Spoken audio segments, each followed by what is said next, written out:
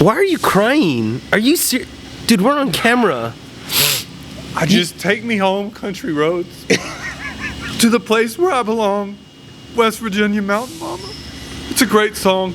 If you have no idea what we're talking about, you need to listen to today's episode where we get into EMAT and how to navigate those winding country roads in West Virginia. And yes, I love you, John Denver. People are going to think it's because I slapped you again. Maybe it was.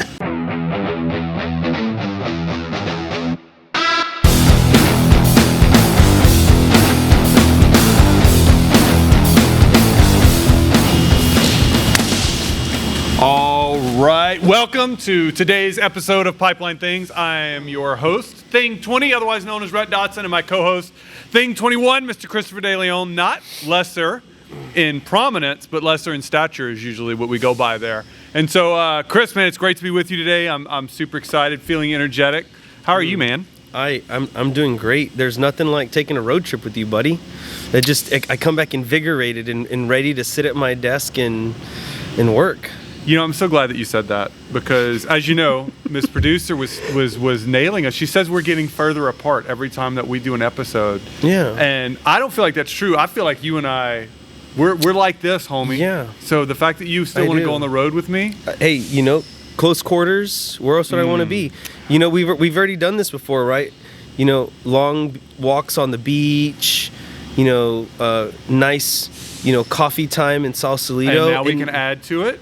Driving through the mountains at 90 miles an hour in West Virginia in a small Bronco. And I learned a lot about you. You know, for those of you... You already knew that I'm scared to death when you drive. That was nothing new. You already knew that I grab one handle. Those of YouTube, I'm sorry you have to watch this, everybody else.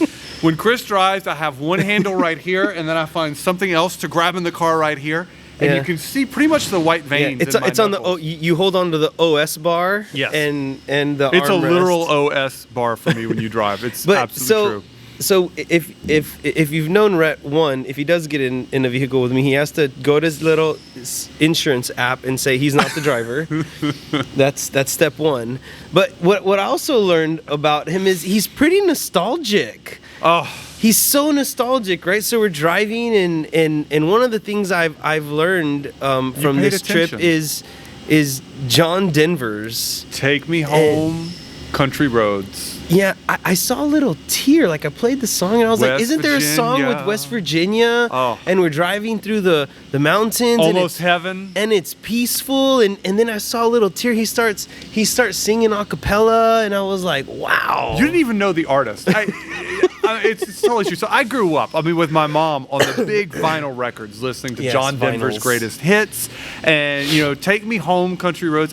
I could start singing it now, and just take country roads. And hey, do you know what happens if you put a couple fingers on the vinyl and move it in the opposite direction? It scratches the vinyl.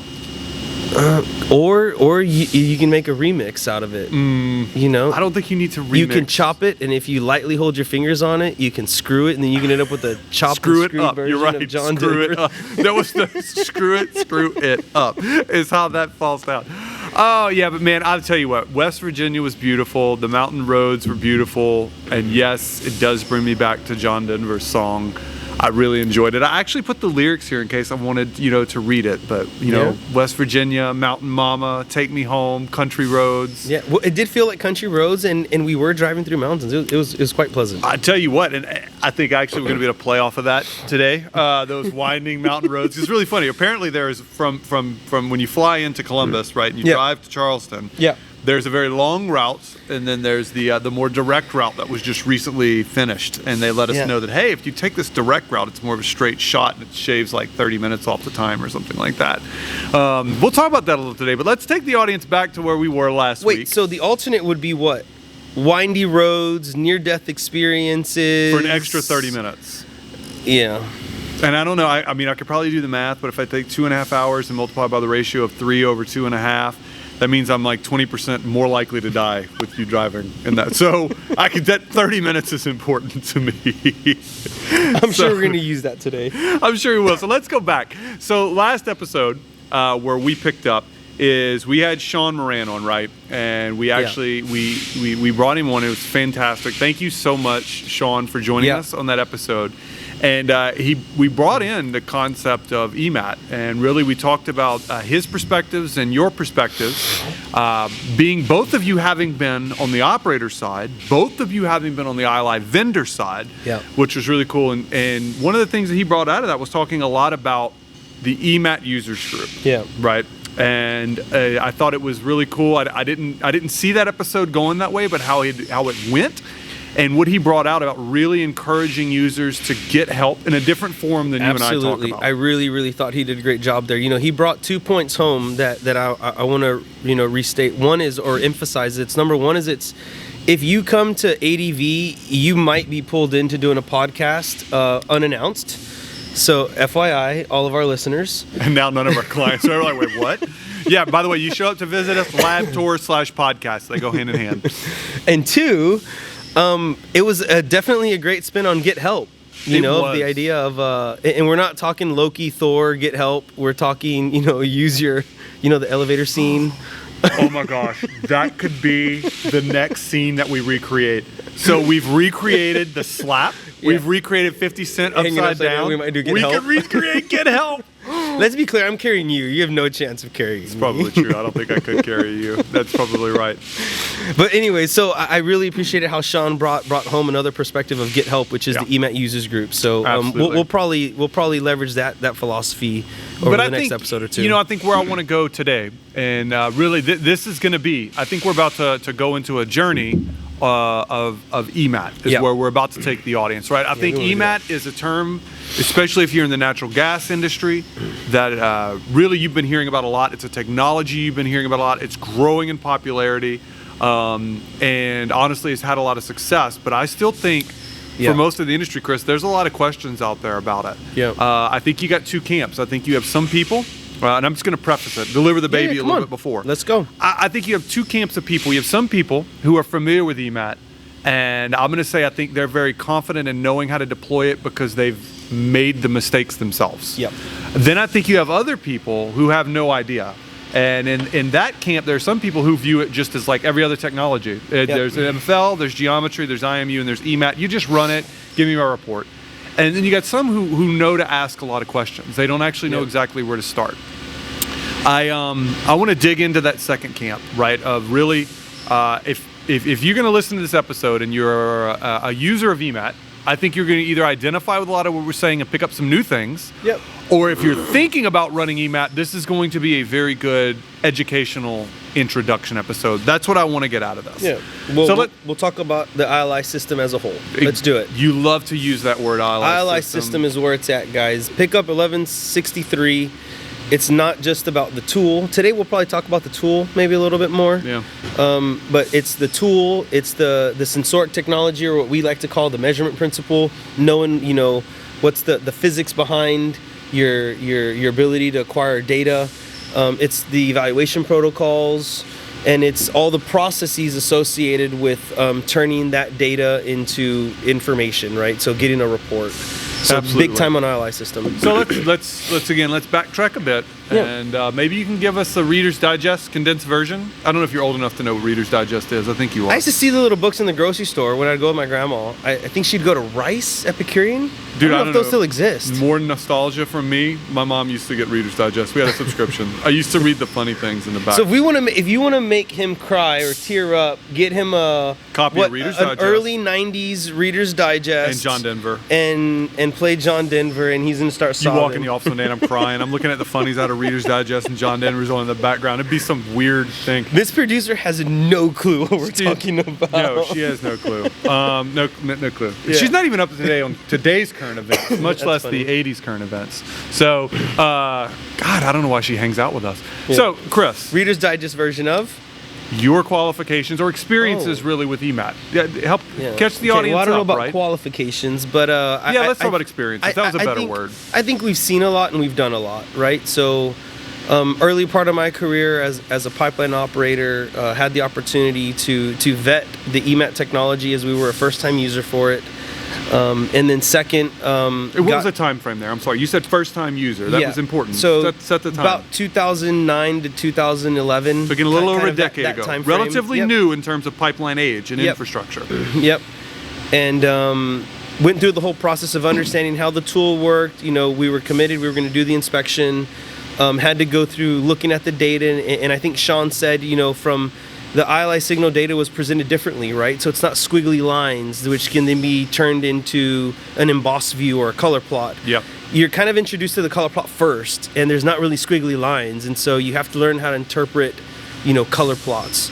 And then understanding just the different approach of, in a spreadsheet, you normally won't get, modified B31 calculations. You have to take a different approach where material properties matter a lot more. And then how do you validate that? So did it on the operator side. That was fun and a great experience. And then as a service provider, I had the opportunity to lead that business for a while and see, technology improvement, how different tweaks to the ILI system can cater to different threat mechanisms or different pipe properties or pipe attributes. And really, more than anything, I think one of the things I'm really proud of was being able to tie in a framework of how to use an ILI system to address specific threats and integrate relevant information. Yeah. And you and I both had an opportunity to work there with operators from that perspective, right? And I think it is really important to have a framework. One of the things I like is that it's kind of funny. We coined it the crack framework, but that framework extends well beyond just EMAT. I would say you could actually apply it honestly to any threat, any ILI system. But today, with the focus being EMAT, and fully appreciating, you and I have done and seen a lot. I like the way you said that. You've definitely done, and this, take it as a compliment. You've done more than me. Is this gonna hit your pride? And you've seen more than me on the EMAT side. Hey, that's it's rare. Out there. Don't put that in rare quotes. Timestamp that, Ms. Producer, please. Doesn't apply to everything, but it applies to EMAT. In that perspective, explain to us the EMAT measurement principle, right? Because I want to take it back before. And this is why. I want you to think about it this way. A lot of people, when they hear EMAT, they don't hear EMAT, they hear crack tool. Which means they actually associate it more with what we're going to call conventional crack tools, which is like UCD, ultrasonic, right? I think there are a lot of people out there that don't even understand there's necessarily a difference between the two of them. EMAT's crack tool. That's it, right? Okay. So explain to me the measurement principle behind EMAT. Got it. And I'm going to say how or why it's unique. Cool. First and foremost, it is an ultrasonic tool. I think that's important, right? I think what separates this measurement principle from a traditional ultrasonic tool as we know it in the pigging world is that the EMAT doesn't require an elastic media to serve as a couplant. Right. So that an ultrasound that is produced in a transducer could propagate through the couplant into the pipe wall. So that's what most ultrasonic crack detection tools, that's how they operate. In this case, what EMAT does, and EMAT being electromagnetic, so it is a magnetic tool. I'm glad you need to break it down. Your mom is still listening. You need to explain what EMAT stands for. My mom too. Okay, so electromagnetic acoustic transducer, right? So you still have a transducer. The difference between EMAT and our traditional coupled transducer is the ultrasound is produced in the pipe wall with an EMAT measurement principle versus in the ultrasonics transducer.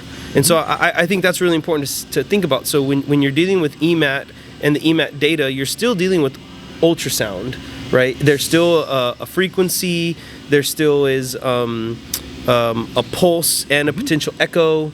And so I think that's kind of the first point. So let me, again, so I make it relatable to most people. And I don't know how many people know this. Again, when you run an ultrasonics tool, the little transducer, that thing you see on the tool, generates the ping, almost like somebody shouting, right? And the angle that is at depends on the medium you're in, but it's generated in that device itself, transfers through the medium, then into the pipe wall. Into the pipe wall. Right? And there has to be a medium there, which is usually a liquid of some form. So it works really well in liquid pipelines because they can shoot right through the medium into the pipe wall. EMAT doesn't generate it at the transducer. Correct. It uses some really nice physics and mechanical principles to actually make the sound happen like a pop in the pipe wall itself. So it doesn't care whether there's anything between, let's say, the tool itself and the pipe wall. And so the difference is But then once that's generated, it's still listening for echoes and reflections and whatnot. So the concept is, again, because we're focused on the measurement principle, not the application yet, right? And so if you have a magnetic field and you alternate a current, you can generate an ultrasound in the pipe wall, and that's how it does it. And so what becomes important there is eddy currents have a big role here, And when you're dealing with eddy current, something to remember is it's standoff or distance from the material matters. And we're going to get into that a little bit later about what are the things you need to be careful about when you're working with EMAT, and that's, sensor standoff and things like that. Yeah, so breaking it down basics again, Yep. so now that we understand, so it generates the sound wave in the material itself, doesn't require a medium. Why is that relevant, or how did EMAT find its place in the market today? Yeah, and so what we have to think about is it's, we like to say there's liquid pipeline and gas pipelines, and there are some in the middle. And so when you're dealing with the natural gas pipeline, especially nowadays with a lot of the idea of reduction of carbon emissions and all that, we don't want to blow down lines, we don't want to do cutouts, we need to take advantage of inline inspections. And so if you have a natural gas pipeline, and you're going to run an ultrasonic crack tool, which requires a liquid couplant, let's just call those tools ultrasonic tools, ultrasonic crack tools. Then what's important to think about is you have to introduce something else into the pipeline, like gasoline, diesel, Jell-O, water, all those kind of things. Whereas with Did you say Jell-O? Yeah, I mean, why not? Did you really run it in Jell-O? Yeah, I was processing what you said. I guess it depends. Diesel. I'm like, I've seen. Check the box. Gas. Check. I've seen the box. Jell-O. Check. Yeah, what? Yeah. If it's packed enough, and you never know. Do you think right? they use lime green Jell-O? I don't think the color matters. I think they just care about the sound velocity of the couplant. If you're an operator out there and you have packaged an ultrasonic tool in Jell-O, will you please email and let us know? Thank you. Let's go the other way. If you've done anything other than a refined product or water, let us know. And but anyways, I think so. So there was a clear need to say, hey, we need an ILI tool for pipelines that transport natural gas. And so that's where EMAT had a place. Cool. Has a place. And so I think, again, something else I want people to appreciate. You mentioned you were one of the first or early adopters, and you mentioned 2009. That kind of sets a benchmark. How old is EMAT, relatively speaking? I think some of the early, what I'm going to call applications can probably be dated towards like the 80s. And from a measurement principle perspective, right? That's what I'm saying. From like an applications perspective, I think from an inspection perspective, the date could kind of slip depending on where in the world. And if you want to consider commercial projects or pilot projects, I'd say between 2006 and 2008 was when you started seeing, legitimate ILI tools being offered commercially that were equipped with EMAT technology for crack detection. Cool. Now, as we get into that, we've talked about the measurement principles. I want to dive into one more question. Yeah. Because I think we get this a lot, and I don't think it's well understood out there. Yeah. Are all EMAT deployments the same? Yeah. That's a really good question. This is where I think an operator would really do well at asking a series of questions. And so if we're going to talk about are all EMATs the same, there are a series of questions that I think are important to ask. And so I'll try to address a couple of them kind of rapid fire. Number one is it's ultrasonics. Their accuracy and their resolution depend a lot on sensor size and frequency of the ultrasonic wave. And so generally ultrasonic crack tools operate at, for example, an order of magnitude higher frequency than an EMAT tool. And so does that mean EMAT isn't as good? I would say, well, it depends. The second thing to think about is EMAT sensors today are, I will say, significantly larger than ultrasonic crack transducers, right? So on average, you're probably going to see an EMAT sensor a little over an inch, whereas ultrasonic crack transducers are probably, half an inch to a quarter inch. And so I think that really affects the ability to detect different flaw sizes, right? So if you have a larger sensor, you need a larger flaw to be able to detect it, or you won't be able to find smaller flaws. The other thing is it is ultrasonic, right? So what direction are you sending the wave? Is it along the axial direction, circumferential direction, helical? And so that's another really important question to ask. Yeah, you actually, it's kind of funny. You went a different direction with that, still useful. But I meant more in terms of the EMAT technology deployment itself is not the same across all vendors, right? Yeah. So the application. Let's talk about the application. So here's another way. Another question that you want to ask, or something you want to understand, is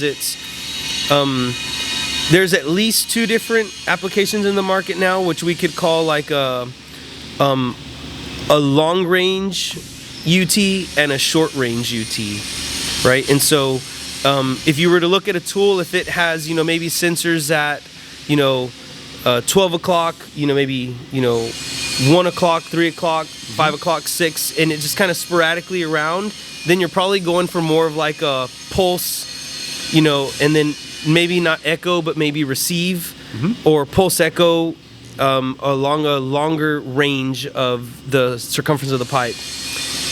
A different one would be a shortwave, right? Where you have a much smaller inspection window, where maybe you have between 1 and 3 o'clock, you probably have, 5 or 6 sensors. Yes. And so each of those are have advantages and disadvantages. And so it's important to also understand, I'll call that the application of the EMAT sensor, right? So long range or short wave. So just recapping that, again, I think most people, it's relevant to talk to the vendor or understand the vendor, how the application is deployed, right? Absolutely. I see it again, there's one deployment that goes around the circumference of the pipe, a much larger, and then listens for reflections back, right? Yeah. So it's shooting, let's say, maybe 20 or 30 degrees. I'm making up a number because I don't know the specifics. Yeah. But then you've got a different one that actually shoots over a much smaller. It's looking at like a 1 inch, 1.5 inch circular down the line of the pipe. And those two would be expected to have different limitations and be impacted in different ways. And have, that's the important thing. have different ways of doing the evaluation, back to the ILI system evaluation. You mentioned asking questions, and I kind of like that idea. I want us to get into a series of questions, but before we do, I think I'm actually going to role play here. Before we do, I think it's a good moment for us to take a break and hear from someone else other than us. So, Mr. Producer, I'm going to turn it over to you. Hi, I'm Kara Turner. I am the Managing Director and co-founder of ADV Marketing. We get the honor of working with Rhett and Christopher to produce this crazy podcast and also work with them on any other initiatives that they have when it comes to marketing. And if you know them or are listening to this podcast, you know that it gets pretty crazy around here. So we have a lot of fun with them. ADV Marketing is a full-service business-to-business marketing agency. We specialize in service companies and technology companies. So if you are enjoying listening to this podcast and the fun that they're having, reach out to us and see how we can make your marketing fun. Welcome back. Thank you very much. I'm glad to report that Ms. Producer is still with us. She did ask for an apology for my errant comments last time around. So, Ms. Producer, I'm sorry if I upset you in any way. But going back to the show, she didn't really. She's a good sport, y'all. So, Christopher, we touched on the EMAT measurement principle. We touched on the application, everything.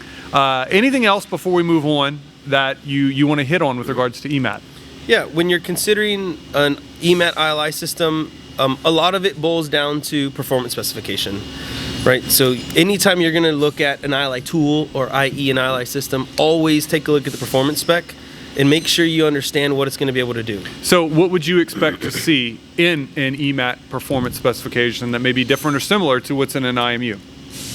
Okay, in an IMU, you normally won't see things like POD, POI, and sizing accuracy. So if you're going to look at an EMAT specification, I would encourage you to try to understand those. What's my probability of detecting something? And what are those thresholds? So how long, how deep, how wide does it need to be? The crack-like features. Probability of identification. So what's the probability that you'll take that indication, that signal in the data, and properly identify it as crack or non-crack-like? And then sizing accuracy, which is, how accurate is it at determining its length, its width, and its depth. Now, there's something else that's unique about EMAT that also may appear in the spec that you're not going to see, right? So EMAT's going to deal with the crack-like features, but it's also going to touch sometimes on coding, right? And so I actually would like you to bring that out a little bit. What are EMAT's capabilities as it pertains to coding? And because I feel like most people are not familiar with that. We saw a lot of people would run it, and they would neglect to get the coding assessment as part of the EMAT. Sure. So I'll go back to the measurement principle. So if you are introducing an acoustic wave, think sound, into the pipe wall, and if you have a coating that is adhered to it, it will have an attenuating property. And you can pick that up with some of your sensors, whether it's on the receiving side or the transmission side. And so that's kind of part one. And so if you can begin to model or understand or interpret the attenuation, you can start correlating that to other things like coating type, or even if the coating is intact, i.e. bonded or disbonded. And so a lot of times if you look at a performance spec, you might be able to see that. And so you'll do the same thing. what's the probability of detecting something, is the coding Yep. type and or the level of disbandment, and identification, what type of coding or how well they're going to be able to identify And the disbandment. important thing that I want the operators or the listeners to hear there is that the coding assessment is separate from the actual crack Yeah. assessment in many cases. It's another right? evaluation. It's a whole nother evaluation that has to be inquired about, but again, a very useful one. Yeah. So another common thing that we get before we can, and I feel like we're winding on these, I want to go back winding on these country roads, right? We're about to get direct and head home, is EMAT a lot of times is not run alone. Yep. It's run in combination with another technology, most commonly MFL. Can you speak to that a little bit? Yeah. Kind of picking at your words a little bit. When you say in combination, I think it's important is it's normally not a combo tool, i.e. they're mechanically coupled. That's fair. And you can run them in tandem. Yeah, the use of the word combination there did not Yeah. mean combination tool. Yes, in tandem or sequentially, Yep. run at the same time. Yep. And so the idea there is it's if you think of an ultrasonic pulse, it's going to get reflections. And so if you have any discontinuity in the parent material, i.e. wall thickness, you can find reflections. And so how do you now separate what is something like a change in geometry of the wall thickness, like an EFW long seam or an untrimmed ERW long seam, versus a corrosion feature that maybe is kind of steep and not gradual? And so what happens there is there's a bit of a data integration in the evaluation protocol, right? So if you use an MFL technology, normally we've seen either like a circumferential or an oblique angle that becomes pretty helpful. Not saying that it's limited to that. It allows you to kind of rule things out. Yep. Right. So if you have some pretty steep corrosion and you know you're not dealing with near neutral SCC where you have corrosion and cracking in the same area that are very overlapping, then MFL can really help rule out things that aren't cracks, and you can hone in your evaluation for the EMAT data. Absolutely. So it definitely has benefits to running EMAT in combination with another technology type for Yeah. those reasons. Common question we get: Yeah. how closely together should they be spaced? I've got an AFD or a transverse MFL Yeah. that I ran 18 months ago, Christopher. Should I put another one in the line at the same time as the EMAT? Why or why not? I love how you sat back when I asked that question. Like, Yeah. come on, we're on the country roads. Take Yeah. me home. Take us home, huh? You're All right. holding on to the bars. Yeah, I'll take us home. I will say, number one, always talk to your ally vendor. Don't take my advice in this scenario Because it's not very good. Oh, I'm sorry, that wasn't where you were going to go? because take his advice. because it's it's situational. It's true. It That is true. situational. So if you think about it, here's the approach I'm going to take. I wonder if you're going to like this. I'm You're dealing with a find out. time-dependent threat. So how much I love time it. how much time can you have between two data sets when you're dealing with a time-dependent threat? And that's kind of the point there. And so if you have an inspection that you want to leverage, talk to your allies service provider and find out if they think that the data one is compatible, and two, how they'll be able to use that data set to integrate with the EMAT. Absolutely. That's No, I kind of the love way- that's going kind of the way I the answer time it. dependent side. All right. So here's where we are. We're going to make it relevant now because we're going to get in. I want to role play a little bit. This is going to be fun, right? We haven't done this yet on the show. Are we going to get like a whiteboard and a chart or something? Like Pictionary? No, I don't think so. Okay. I don't know how we're actually going to do it yet. But a lot of times we get operators that call us the first time they've run EMAT or they're thinking of running EMAT. Yep. And I'm going to play the role of the operator. I want you to play the role of the consultant, right? So we're gonna. I know it's hard for you to be no, a consultant. You can do this. no. So Trust me. so we're going to play what we advise. So you're gonna call for help. I say, let's do it. You're gonna We call for help. All right, you ready? All right. Okay. So here we go. All right. Total simulation. I don't know if my wife and I watch a show called Big Brother, and they do this sometimes in the diary room. That may not have gone with you. All right, ready? Ring, ring, ring, ring. I'm call. This is a call. You're supposed to mimic the call. Oh, Pretend like. it's Let's try Rhett. again. 1, 2. When Rhett calls, Is do that you really answer the how phone? you Do react? you answer, or do you text All them right. and say, "I'll call you in 5 ring, minutes"? Ring, ring. It's your Oh, favorite what do you client. do? Ring, ring, ring. Okay, fine, favorite it's your client. favorite client. Hey, what's going on, Rhett? What can I do for you, bud? Christopher, my upper management. So we actually just found. We think it's SCC Okay. on a line, and we've actually never had or experienced that threat before. Oh. And Okay. my management is thinking of running EMAT, Yeah. and so they've told me to go do some research. So honestly, Chris, I don't even know where to begin. Right. I'm calling you. Because I Sure. heard you know something about EMAT because I listened to this podcast called Pipeline Things. It's my #1 rated podcast ever. And I'm hoping you can help me out. Okay, great. Why are you laughing at me? I love your approach to this. It's great. You're doing a good job, by the way, bud. Okay, so you gotta stay in character. So character. All right. All right. Well, you want to have fun with this stuff, but anyways, okay. So you guys have Chris, not we found FCC. This is not fun. Did you try buffing it out? No, I'm just kidding. I'm just kidding. Don't do that. Okay. So first and foremost, on this specific pipeline, do you know if it's piggable? Do you have a launcher and receiver on it? It is piggable. We actually, it is piggable. We have 2 prior inspections with MFLA and caliper. Excellent. About how long ago were they, roughly? So this is a regulated pipeline. We've been running on 7-year intervals. I think our last one was 2017, if I'm not. Yeah, I think we ran it at the end of 2017. Awesome. Do you have any pictures that you can share? Of what we found in the field? Yeah, absolutely. Yeah, I think we get a dig report back this week. I'll dig those up and get it over to you. It should have pictures of what was found in the field. Awesome. Yeah, that's really important. So here's kind of where I was going with that. Is if we can get a picture, we can begin to appreciate if you're thinking. And I guess let me hear your thoughts on it. Do you think it's classical high pH SEC or more like a near neutral? We found. I don't know if we're going to get that level of detail back. Okay. We sleeved it. Right now, we really can't take the pipeline out of service. We might cut it out later and have an assessment done. But honestly, right now, all I know is somebody in the field said it's SCC. Okay. And it's got a sleeve on it. No worries. All right. So as soon as you get a chance, please send us the pictures. That'd be great. Definitely. Awesome. Okay. Next thing I want to ask is what's the product in the line? What are you guys moving? Natural gas.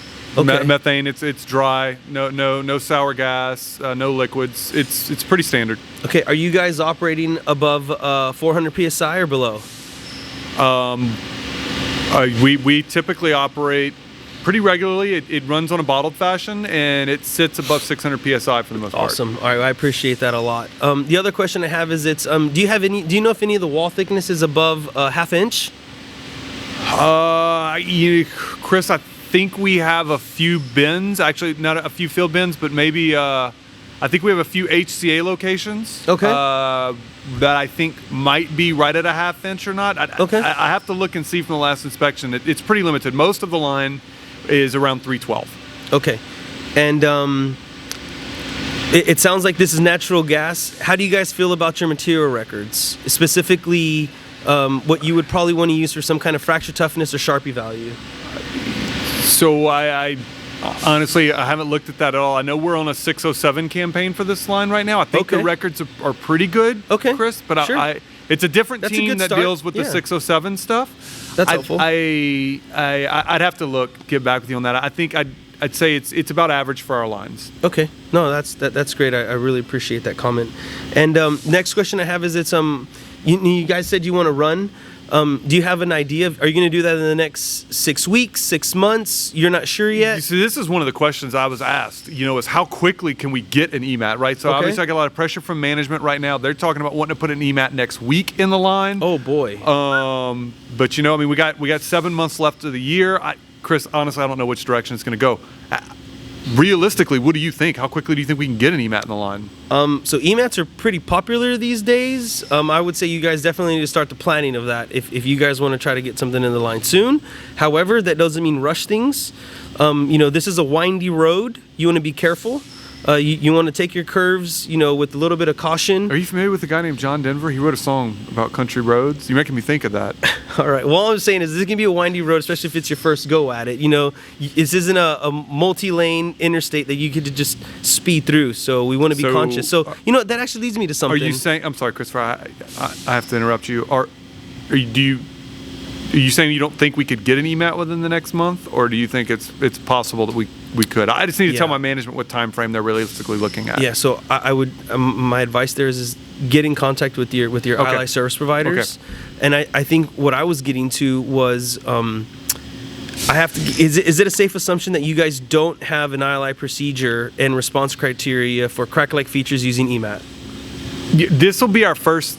Honestly, Chris, this will be our first inspection with EMAT. We were planning on using just our standard response criteria from what we already have. Like 80%ers.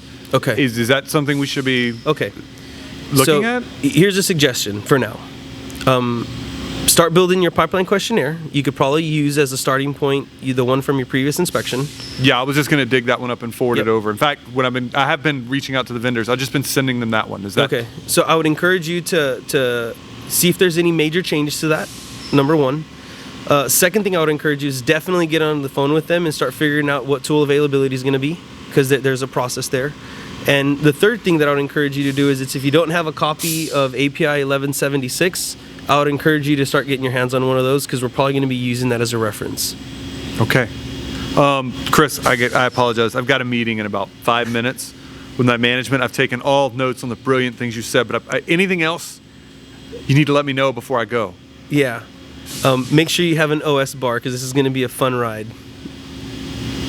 Chris, I said I had 5 minutes left. You can't leave me on that. You can't leave me on that, but it sounds like you're breaking up. I'm losing you. Click. Oh my gosh, my hand was actually kind of hurting holding it there. Usually I think whenever people do that. So for the audience that if you weren't on YouTube couldn't see, Chris and I were simulating being on the phone with each other. Chris, that simulated phone call there was actually kind of fun, because I felt like you were trying to ask me things, but to see if I know, because I've never been an operator. But the reality is you and I have both been through phone calls, bits and pieces of that very similar. I want you to take me back through what you were trying to do on that phone call, because we asked you asked me a bunch of series of questions, and I'd like you to recap. If you're thinking of running EMAT for the first time, what were the bullet points that you just tried to bring out of that conversation? Yeah. So when you want to do any inspection, you really need to understand the physical and operational parameters of the asset you're going to inspect, because each ILI system, back to the performance spec, will have essential variables. And essential variables are those things associated with an ILI system that if you deviate from them, it can impact the ILI tool's ability to perform. And so things like that can be pressure ranges, wall thicknesses, velocity changes. So for example, an EMAT system may have an operating range of no more than 6 miles per hour and can't inspect a wall thickness greater than 1/2 inch. Yep. And so Pipeline Questionnaire normally captures all that. So by asking, has it been pigged before, that a lot of that data is already going to be generally available.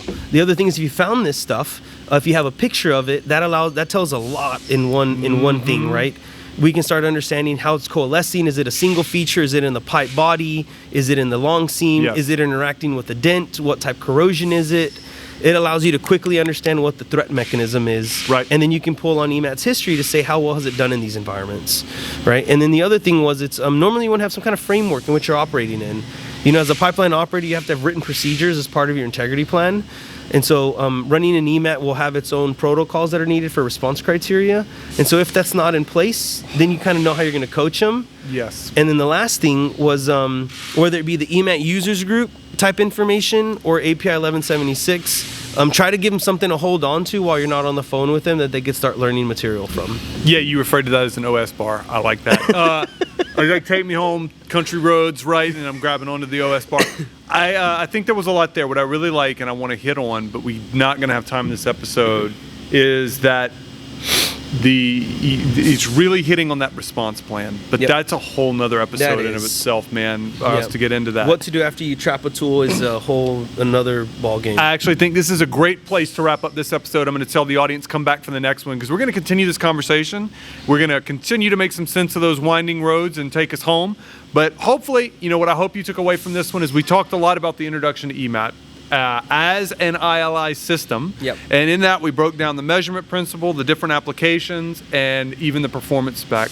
Beyond that, once you commit to wanting to run an EMAT inspection, it's a good time to begin asking a bunch of questions and understanding the essential variables. Is it the right ILI system for you? Is it the right ILI system? Anyway, we hope that you enjoyed today's episode. That's where we're going to wrap it up. Thank you for joining us. I am your host, Thing20. This is my co-host, Thing20 Fun. And it was great to be with you today. We will see you next time.